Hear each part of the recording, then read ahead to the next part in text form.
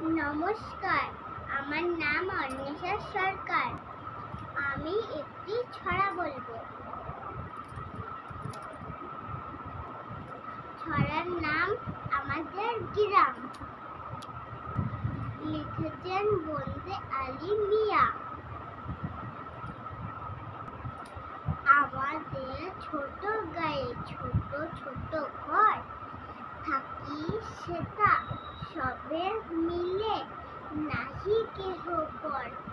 পাড়ার সকল ছেলে মোরা ভাই ভাই, একসাথে খেলি আর পাঠশালে যাই।